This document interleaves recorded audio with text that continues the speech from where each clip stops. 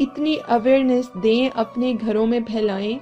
Even छोटे से छोटे बच्चे बच्चियों को ये बात बताएं कि कभी भी किसी अननोन पर्सन, किसी थर्ड पर्सन, किसी फैमिली से बाहर के पर्सन पर वो इस तरह ट्रस्ट ना करें।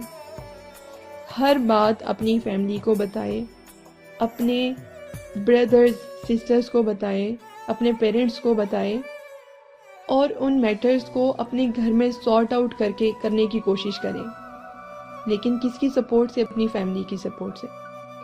कभी भी फेसबुक पे, इंस्टा पे, सोशल मीडिया पे या आम जिंदगी में किसी अननोन पर्सन से अपना कोई डाटा शेयर ना करें। कभी किसी पे ट्रस्ट ना करें।